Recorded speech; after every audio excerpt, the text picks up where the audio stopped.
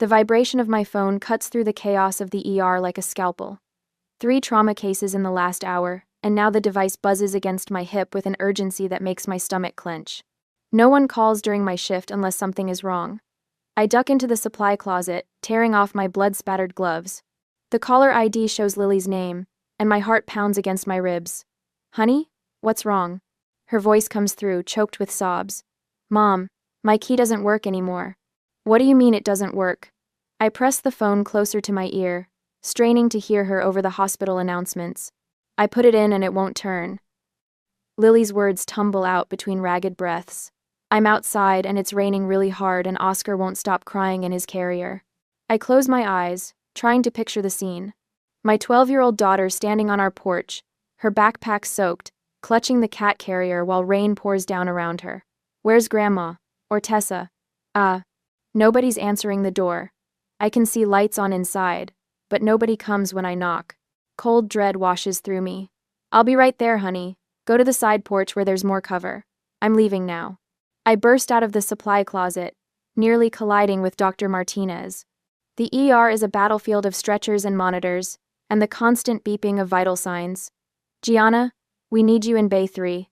The GSW from the pile-up needs." My daughter's locked out of the house. The words taste like panic on my tongue. "I have to go." He blinks at me. "We're swamped. Can someone else get her?" There is no one else. The truth of those words hits me with startling clarity. There never has been. I push past him toward the nurse's station, where Supervisor Wheeler is updating charts. Her eyes narrow as I approach. "Nancy, I need to leave. Family emergency." She sighs heavily. "Gianna, we're short 3 nurses already. Can it wait until—" "My father just died, Nancy." The words land between us with the weight of the earth. "Go." "Ken?"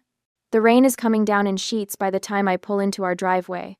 Through the windshield wipers, I can make out Lily's small figure huddled under the side porch overhang.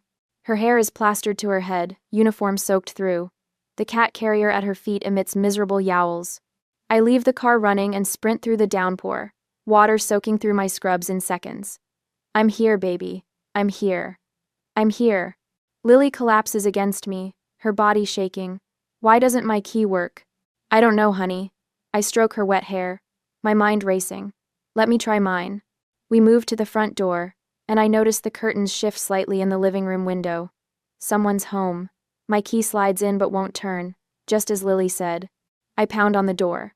"Hello? Marjorie? Tessa? Open up." The door swings open, and I find myself face to face with my mother. Marjorie stands in the entryway, wine glass in hand, her silver hair perfectly coiffed. Behind her, my half-sister Tessa leans against the wall, swirling her own glass of red wine. "Well."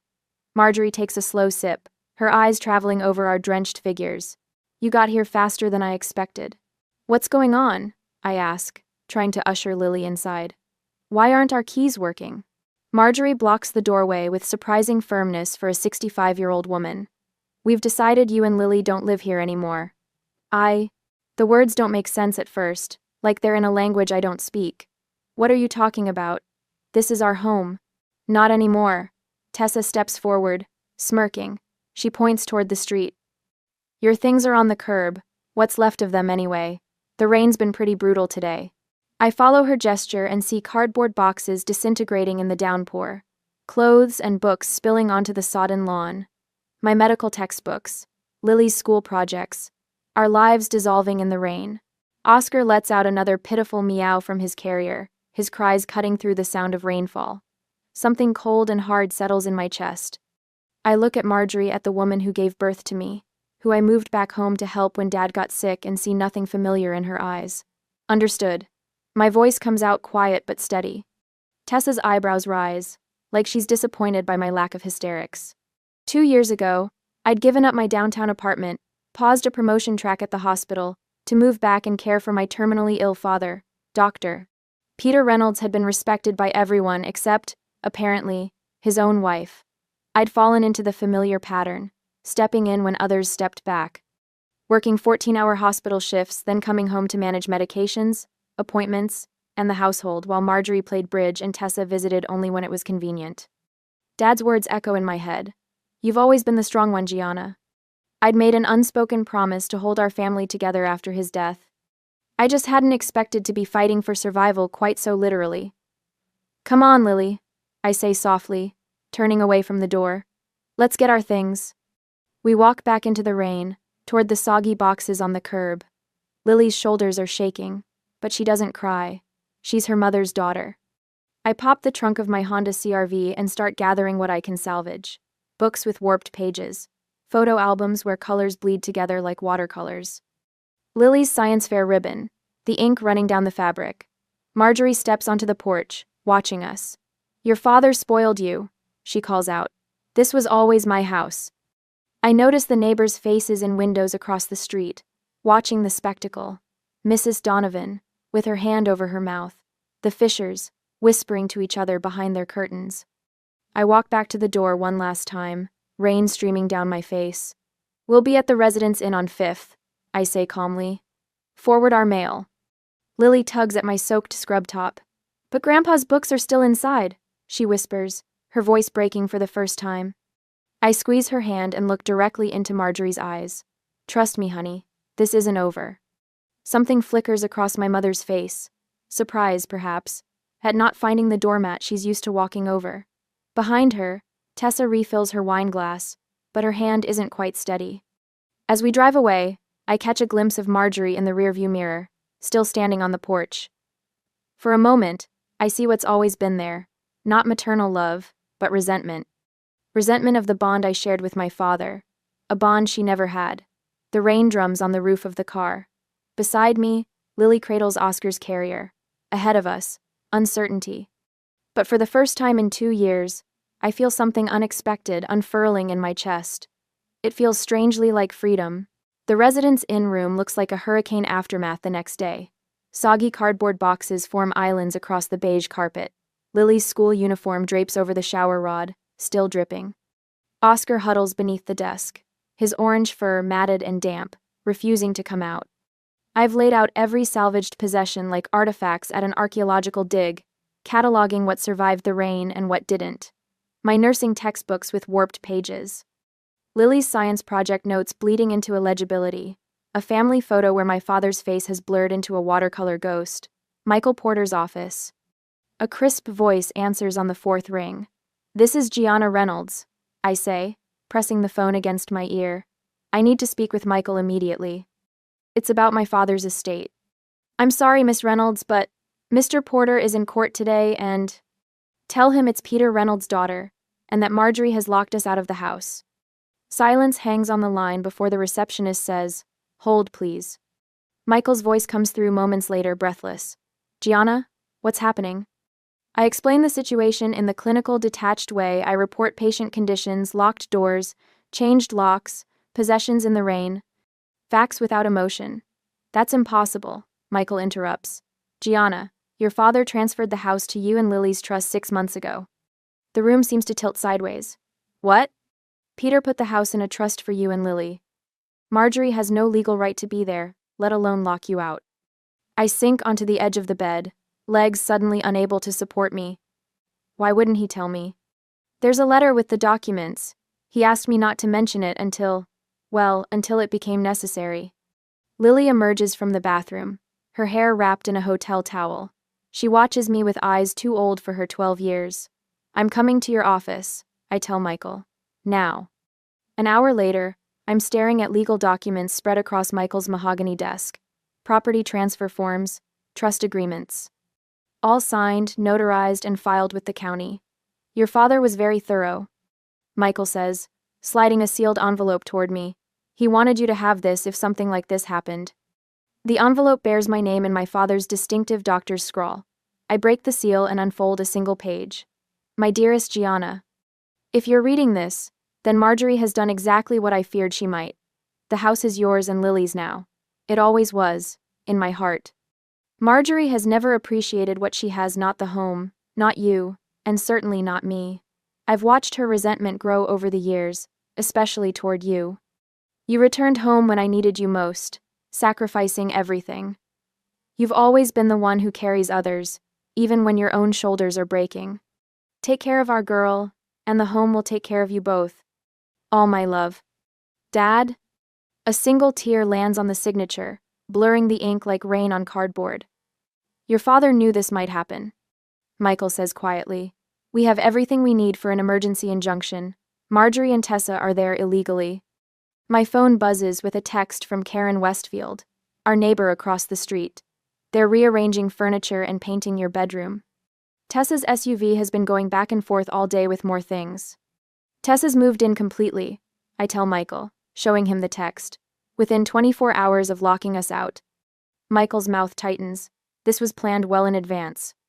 I need to understand what we're up against, I say, the nurse in me needing a full assessment before treatment. What can they do? Marjorie is your mother. She'll use that claim you abandoned your father, that you're an unfit mother to Lily. Michael hesitates. Tessa called me this morning, actually. Said she's concerned about your mental health after your father's death. That you've been erratic. Erratic? I repeat, heat rising in my chest. She mentioned Tessa's husband Ray already has his eye on converting your father's study for the twins. Another text buzzes through from Karen. The boys are jumping on Lily's bed. I can see them through the window. Something shifts inside me. I stand and walk to the window overlooking downtown Austin. My hospital ID badge hangs from my neck, the laminated photo showing a woman in scrubs, ready to save lives.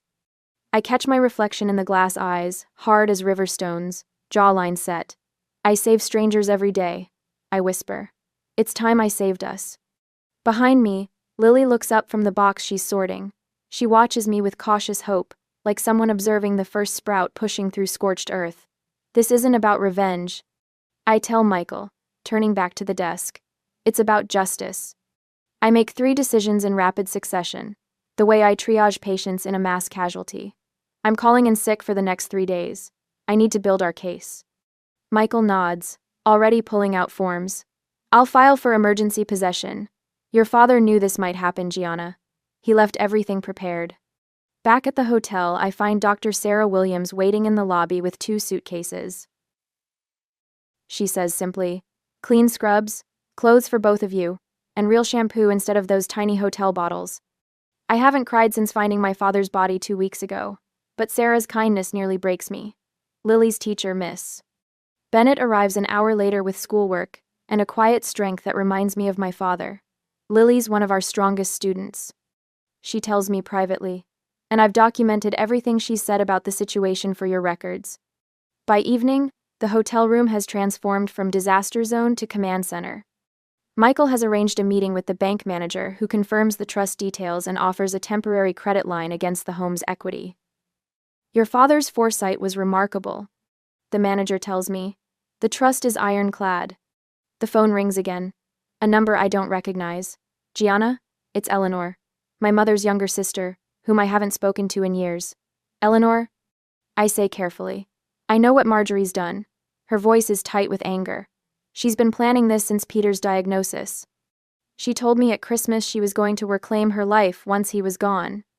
Why are you telling me this? Why are you telling me this? Because what she's doing is wrong, Eleanor says simply, and because Tessa's already listed some of your father's medical equipment on Facebook Marketplace. I have screenshots. By midnight, the emergency court filing is submitted. My savings account is nearly depleted from the legal retainer, but for the first time in days, I feel something close to hope.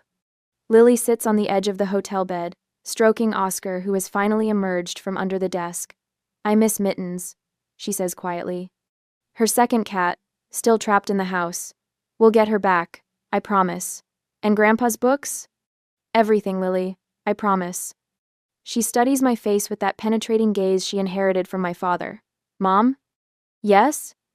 The hardest person to stand up to is your mother. She repeats the line from a book we read together last summer, but the words carry the weight of ancient wisdom now. I sit beside her, drawing her close. Yes, but not as hard as letting her hurt you. My phone lights up with a text from Michael. The law is unquestionably on your side. Outside, rain taps against the window, gentler than before. Not washing things away this time, but cleaning them, making them new.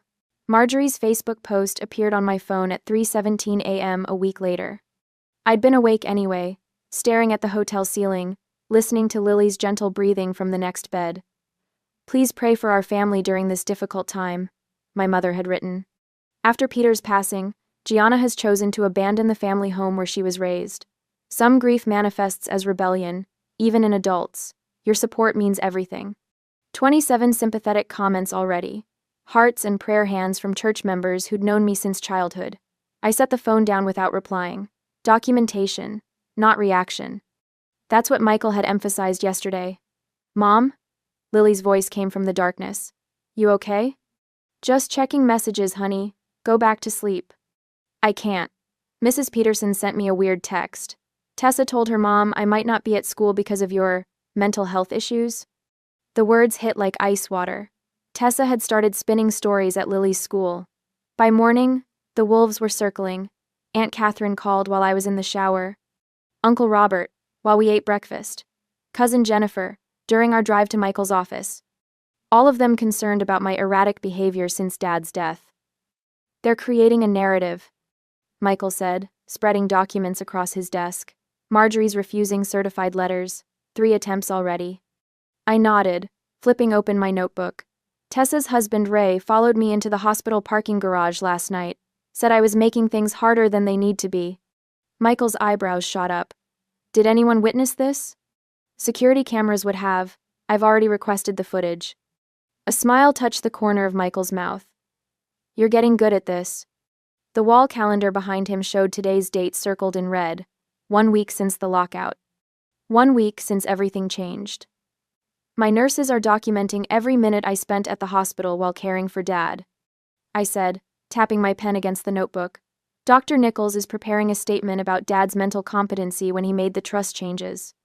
The sheriff's office confirmed they'll enforce any court order we receive, Michael added.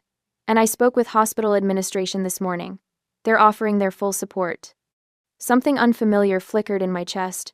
Not the panic of that first night.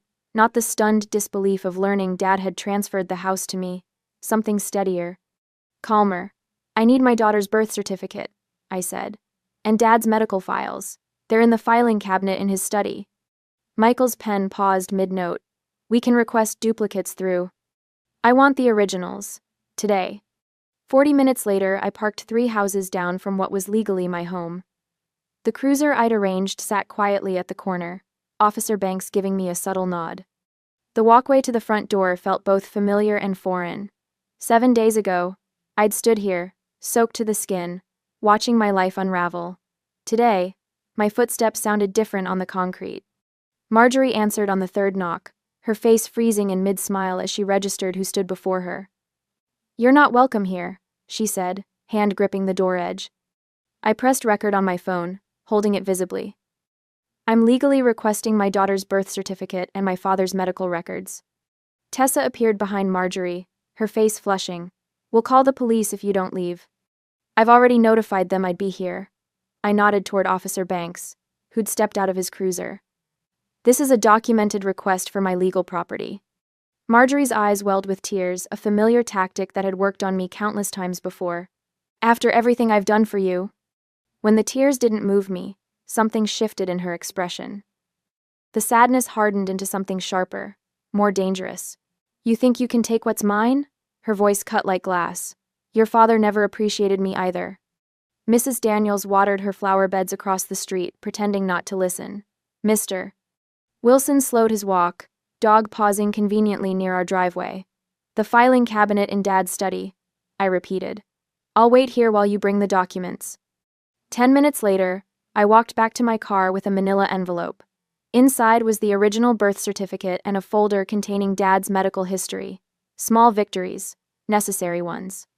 The next morning, Dr. Williams met me in the hospital cafeteria before my shift. I've completed my statement about your father's care, she said, sliding a sealed envelope across the table. 2 years of watching you run yourself ragged, caring for him while working full-time. No jury would question your dedication. Mrs. Bennett, Lily's teacher, called that afternoon. I've documented Lily's relationship with her grandfather, she said. How he attended every school function when you were working. How she read to him daily during his illness. By evening, Michael had filed an emergency possession order with 17 signed affidavits. Eleanor called, he said when I arrived at his office. Marjorie's been photographing family heirlooms for an estate sale website. I felt my jaw tighten. Dad's collection? And your grandmother's silver. The antique furniture from the library. The hospital chaplain, Father Morgan, had left a message on my phone. He'd provided a character witness statement about my visits with Dad, the prayers we'd shared, the family Bible I'd brought to his bedside. People were choosing sides. Not the sides Marjorie had anticipated. Thursday brought the shift I'd been waiting for. The judge reviewed our case and expedited the hearing date. I want to deliver this personally, Michael said, holding up the notice of eviction. His eyes gleamed with something between mischief and justice. I sat in my car across the street, watching as Michael approached the front door in his crisp suit. Marjorie answered, accepting the certified letter with obvious reluctance. Through the windshield, I watched her face as she read the opening lines. The letter trembled in her hands when she reached the declaration. Property owner, Gianna Reynolds. Tessa appeared in the doorway, phone pressed to her ear, lips moving rapidly as she called their attorney. Marjorie didn't move, the paper still clutched in her hands as Michael walked back to his car. For the first time since this began, I saw something besides manipulation in my mother's expression. Understanding, the realization that I wouldn't back down. That evening, Michael spread our documentation across his conference table like a general mapping a battlefield. Court affidavits from 3 of Dad's doctors confirming his mental competency. Trust documents with the ownership transfer timeline highlighted. The photographs I'd taken of our belongings on the curb, rainwater seeping through cardboard, Lily shivering under the porch light.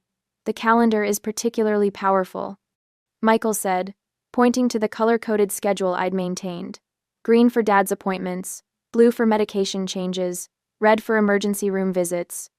2 years of caretaking condensed into 12 meticulous pages. And these, he added, tapping the financial records, showing every mortgage payment I'd made. Every utility bill I'd covered while Marjorie spent her widow's pension on bridge club dues and weekend trips to Galveston. The law doesn't care about feelings, Michael said, gathering the papers into a leather portfolio. It cares about facts. My phone buzzed as I pulled into the hotel parking lot that evening. A text from Michael. Court date moved up. Tomorrow 9 a.m. Lily sat cross-legged on the hotel bed, Oscar purring in her lap, when I told her. What happens if we lose, Mom? Her voice sounded so small, nothing like the confident 12-year-old who'd aced her science presentation last month. I sat beside her, running my hand over Oscar's soft fur. We won't. Your grandfather made sure of that. Later, after Lily fell asleep, I opened the folder I hadn't shown Michael. Inside was a handwritten letter from Dad to the judge, dated 3 weeks before his death, explaining why he'd transferred the house to me instead of his wife of 40 years. His elegant doctor's handwriting filled 3 pages with truths Marjorie never wanted exposed. Tomorrow the final battle. But tonight, for the first time since the rain-soaked lockout, I slept without waking. The courthouse gleams like a fortress in the morning sun as I adjust my blazer. No scrubs today. Today I am not Gianna the nurse, but Gianna the plaintiff, fighting for what's rightfully mine. Lily stands beside me, her posture straight despite her trembling hand in mine. Ready? Michael Porter asks, briefcase bulging with our ammunition. I nod. We've prepared for this. Inside, the polished floors reflect our determined faces. Courtroom B smells of furniture, polish, and nervous sweat. I scan the room and freeze Marjorie and Tessa already seated, heads bent in conspiratorial whispers. My mother looks up, her practiced smile faltering when she sees the calm in my eyes. No hysteria. No begging. Just quiet certainty. Michael begins arranging documents on our table. The judge assigned to our case is thorough. She'll appreciate our attention to detail. Will they make me talk? Lily whispers, her eyes fixed on Tessa's twin boys slouching in the back row. Only if you want to, I tell her, though Michael had prepared her just in case. Judge Harriet Caldwell enters, her silver hair pulled back severely, eyes missing nothing. Reynolds family trust dispute, temporary possession hearing, she announces, settling into her chair. Michael rises first, presenting a leather portfolio. Your Honor, we've prepared a complete timeline documenting Dr. Peter Reynolds' decisions regarding his property. He unfolds a chart, dates, signatures, witness statements, irrefutable evidence of my father's intentions. We have affidavits from 3 separate physicians confirming Dr. Reynolds was of sound mind when he transferred property ownership. Michael continues, placing documents before the judge. His oncologist, neurologist, and primary care physician of over 2 decades. Michael pulls out financial records next. Bank statements demonstrating Mrs. Marjorie Reynolds' minimal financial contributions to household expenses, while Miss Gianna Reynolds covered property taxes and maintenance costs alongside her father. I notice Marjorie's attorney shifting uncomfortably. Tessa's face darkens with every new document Michael presents. Additionally, Michael says, tapping his tablet, we have video deposition from attorney James Wilson, who prepared the original trust documents. The courtroom screen flickers to life. My father's attorney appears, gray and dignified. Dr. Reynolds was explicit in his wishes. The property was to transfer to his daughter Gianna and granddaughter Lily's trust upon his death. He had concerns that Mrs. Reynolds might attempt to circumvent his intentions. Marjorie's gasp is audible across the room. Our final witness approaches Miss Patricia Hendricks, Lily's school counselor, a woman with unshakable professionalism. Lily has exhibited significant distress since being forcibly removed from her home. She testifies. Nightmares, anxiety, decreased academic performance. The stability of her home environment was critical following her grandfather's death. I squeeze Lily's hand under the table. She's staring straight ahead, chin raised just like my father's used to be when facing a difficult diagnosis. The judge nods. Let's hear from the respondents. Marjorie's attorney rises. Gordon Shaw, expensive suit, artificial smile.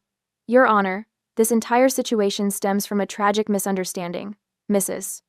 Reynolds had every intention of allowing her daughter and granddaughter to remain in the house temporarily. Marjorie produces a handkerchief, dabbing at invisible tears. I cared for my husband throughout his illness. She claims, voice quavering perfectly. Throughout our marriage, tending to his every need. Gianna was rarely home, always at the hospital. My fingers curl into my palm, nails biting flesh. A lie so blatant it steals my breath. Tessa approaches next, armed with photographs. Here's our family at Christmas, she says, showing images of forced smiles. And here's Mom helping Dad with his medication. One carefully curated moment caught on camera, ignoring the 100 times I'd found his pills untouched when I returned from shifts. Character witnesses from our church file forward people who'd visited for an hour on Sundays. Gianna was rarely present for church functions, Mrs. Patterson says, avoiding my eyes. Marjorie was always there, asking for prayers for her husband. Praying publicly while neglecting him privately.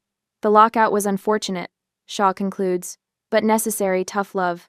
Gianna has become increasingly dependent at her age. Judge Caldwell's expression reveals nothing as she makes notes. For one terrible moment, I see doubt in her eyes. My turn comes. I rise slowly, channeling every ounce of professional composure I've developed in emergency rooms. Your Honor, I moved home 2 years ago specifically to care for my father during his illness. I begin, my voice steady. I coordinated my hospital shifts around his care needs. Michael presents my work schedules alongside my father's treatment calendars, showing how I'd arranged everything around being home when he needed me most. The courtroom door opens. A familiar figure slips in. Marjorie's sister Eleanor, whom I haven't seen since the funeral. Marjorie's face contorts in surprise. Miss Eleanor Blackwell has requested to provide testimony, Michael announces. Eleanor walks forward. I visited my brother-in-law weekly during his illness. She states firmly. On numerous occasions, I found him alone while my sister was at social engagements. It was Gianna who adjusted his medications, prepared his meals, and ensured his comfort. Marjorie half rises before her attorney pulls her back down. Michael produces a sealed envelope. Your Honor, Dr. Reynolds anticipated potential disputes. He prepared this letter to be presented to the court if necessary. Gaia. The judge breaks the seal, reading silently. Her eyebrows rise. Mom? Lily's voice breaks the tension. Can I say something? Judge Caldwell softens. Come forward, young lady. Lily walks to the stand, her school uniform impeccable. My grandfather taught me chess in his study every Sunday afternoon. She begins. Even when he was really sick, he told me the house would always be there for Mom and me, that he'd made sure of it. He said Grandma didn't appreciate what she had. Tears build in my eyes, but I blink them back. Dignity, not drama, will win this fight. I just want to go home, Lily finishes simply. I could launch into details about Marjorie's neglect. Instead, I say, the documented evidence speaks for itself, Your Honor. Marjorie stands abruptly. She manipulated her dying father, she shouts, pointing at me. Peter wasn't thinking clearly. Mrs. Reynolds, control yourself, Judge Caldwell warns. During the recess, Michael steps into the hallway. Tessa's husband Ray follows him. A security camera captures Ray's threatening whisper. You'll regret taking this case. Back in session, Marjorie's attorney challenges the trust documents. His argument backfires when it becomes clear they'd known about the trust for months, their signatures on file. Mrs. Reynolds, these medical records indicate you attended only 3 of your husband's 27 oncology appointments, Judge Caldwell observes. Is that correct? Marjorie fumbles for an explanation. Tessa leans toward her attorney, whispering urgently. I catch fragments. Already spoke with the agent about listing. The judge's head snaps up. What agent would that be, Mrs. Peterson? Tessa blanches, realizing her mistake. A reporter sits in the back row. Marjorie approaches him during the next break. My ungrateful daughter abandoned her father, and now wants to steal my home. My colleagues from Austin General file into the courtroom, a silent wall of support. Judge Caldwell closes her folder with finality. I am granting temporary possession of the property to Gianna Reynolds and Lily Reynolds, effective immediately. Sheriff's Department will escort Mrs. Marjorie Reynolds and Mrs. Tessa Peterson from the property by 5 p.m. today. Final hearing is set for 3 weeks from now. Marjorie collapses back in her chair, her performance finally faltering. Outside the courtroom, her attorney approaches Michael. We should discuss settlement terms. I shake my head. We're past the point of negotiation. In the hallway, Tessa and Ray argue loudly. You said this would be easy, he snaps. Now where are we supposed to live? I lead Lily toward the exit. The sunlight outside feels different, somehow cleaner, brighter. Is it over? Lily asks, looking up with cautious hope. Almost, I tell her, keys already in hand. We're going home. The phone rang at 7:15 a.m. I stared at the caller ID, my thumb hovering over the screen. Mother. 3 days before the final hearing. Gianna, Marjorie's voice quavered when I answered. I didn't sleep all night thinking about this situation. I said nothing, letting the silence stretch between us. I'm still your mother. Her voice broke. Family should come first. You know that's what your father would want. I stirred my coffee, watching the cream swirl. Dad made his wishes very clear in the trust documents. People are talking, Gianna. The whole church is praying for reconciliation. The wobble in her voice hardened. Pastor Williams called yesterday. He reminded me that Christian forgiveness requires reconciliation. My phone buzzed with an incoming text. Uncle Robert, we need to find a compromise before Thursday. This is tearing the family apart. Tessa's boys are devastated, Marjorie continued. They've already moved their things into the upstairs bedrooms. Now they have to pack again. Those rooms never belonged to them. I said quietly. We could share the house, Marjorie pressed. You and Lily take the main bedroom and study. We'll take the guest room and den. Common areas can be... No. The word fell between us like a stone. You're being cruel, Gianna. Her voice sharpened. What happened to the daughter who nursed her father for 2 years? Who put everyone else first? She got locked out in the rain. I ended the call as another text arrived. I set my phone face down on the counter, my hands trembling slightly. Mom? Lily stood in the doorway, Oscar winding around her legs. Was that Grandma again? Yes, honey. I forced a smile. Nothing important. Michael called an hour later. Marjorie's attorney filed a motion this morning. They're requesting a mental health evaluation, claiming your grief has impaired your judgment. My stomach clenched. Can they do that? It's a delay tactic, Michael said. But the hospital called me too. Someone filed an anonymous complaint questioning your professional stability. The words struck like physical blows. 2 years of night shifts while managing Dad's care. Never missing a medication schedule. Documenting every treatment. The school principal left a message. I told him. Apparently, Tessa's been telling parents that Lily's not doing well in our temporary situation. I glanced toward Lily's room, where she was quietly reading. Michael, am I being too harsh? Should I consider some kind of... No, Michael cut in. Remember what your father wrote in his letter to the judge. Marjorie has never appreciated boundaries, which is why I've drawn this one so clearly. Stay the course, Gianna. Wednesday morning, the day before the final hearing, my phone rang as I was preparing Lily's lunch. Miss Reynolds, this is Janet from the clerk's office. We can't locate your documentation folder for tomorrow's hearing. Cold dread washed through me. What? All our evidence was submitted last week. It's not showing in the system. We need these documents by noon, or the judge may grant another continuance. I called Michael immediately. His assistant answered. He's in court until 11. What's happening? I explained the situation as I raced to the hotel desk for the backup flash drive. I saved copies of everything, but we'll need to reprint all the affidavits and get them notarized again. I'll meet you at the office in 20 minutes, she promised. I turned to find Lily watching me, backpack in hand. You're going to be late for school. Grandpa's tablet, she said suddenly. The blue one. He backed up all his important papers to the cloud. The password is your birthday. 3 hours of frantic work. Michael requested a delay when he finished his other case. The judge granted us exactly 90 minutes. We made it by 11 minutes, Michael said, collapsing into a chair as the clerk stamped our reconstituted evidence folder. Someone deliberately misplaced our files. Just one more day, I whispered. Thursday morning dawned clear and cool. I stood by the mailbox at 9:27 a.m., watching the sheriff's department vehicles pull into the driveway. 2 deputies in crisp uniforms approached the front door while another positioned himself near the garage. Michael stood beside me, legal briefcase in hand. Are you ready for this? I nodded, unable to speak. In the car, Lily sat clutching a framed photo of my father, her face solemn. The lead deputy knocked firmly. Sheriff's Department, open the door, please. Tessa answered, her face flushed. What's the meaning of this? The deputy held up an official document. I have a writ of possession to execute. Are you Marjorie Reynolds? I'll get my mother, Tessa said, her voice tight.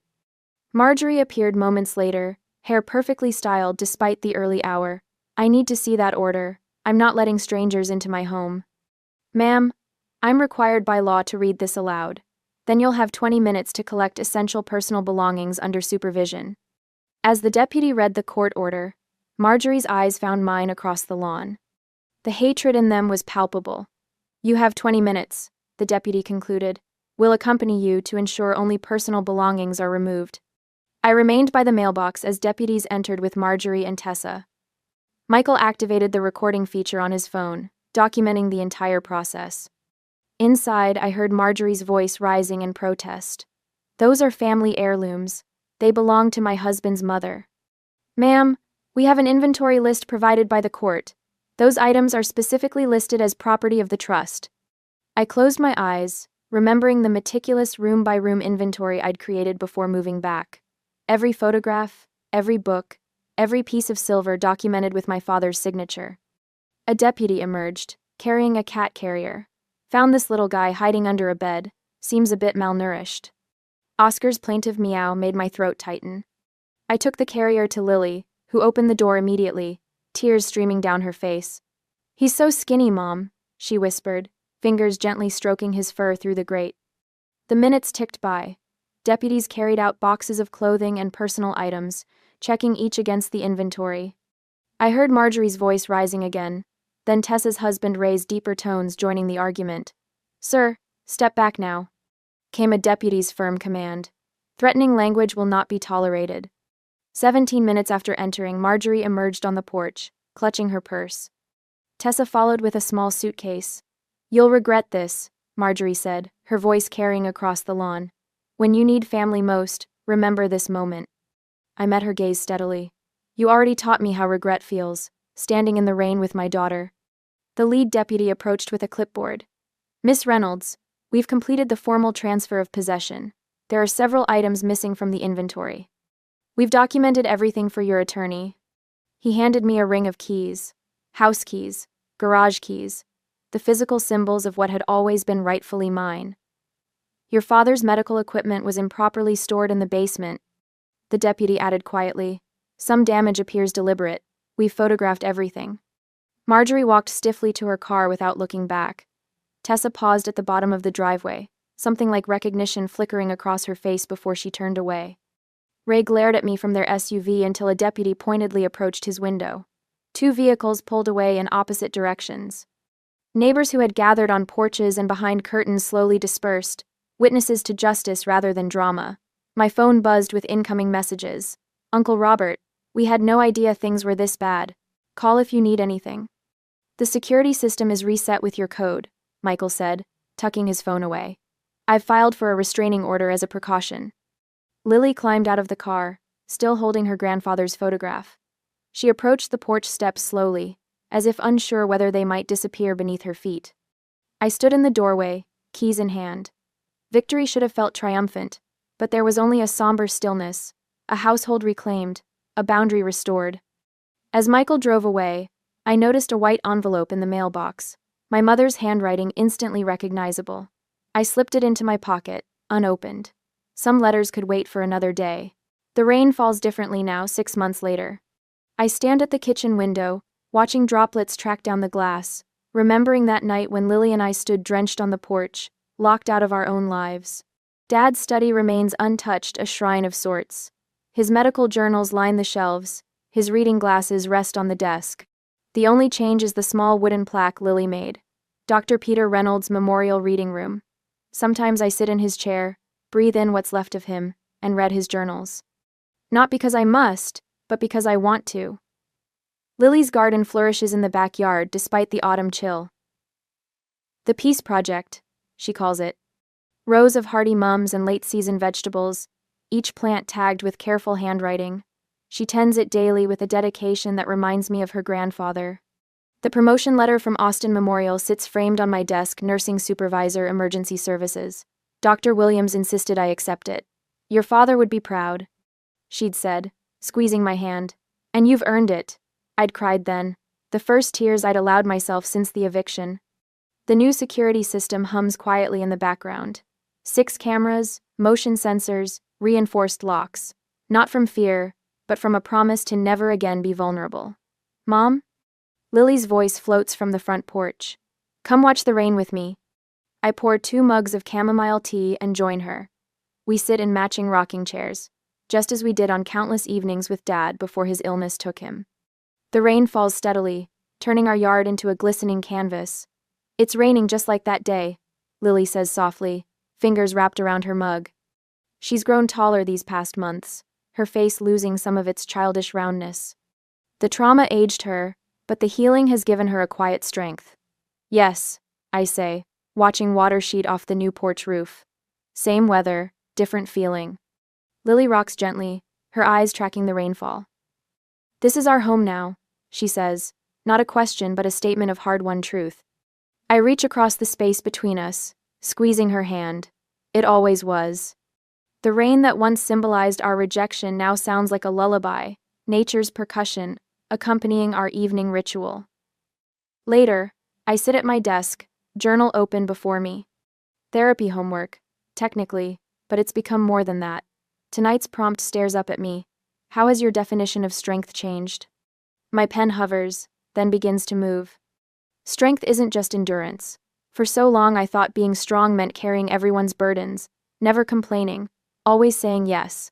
I confused sacrifice with love. But real strength knows when to draw lines, when to say no, when to protect what matters most. The hospital committee invitation sits unanswered beside my journal. 6 months ago, I would have accepted immediately, stretching myself thinner in the name of dedication. Now, I see the request differently. Time with Lily is not negotiable. Some boundaries aren't betrayal, they're preservation. I glance at the framed quote on my wall.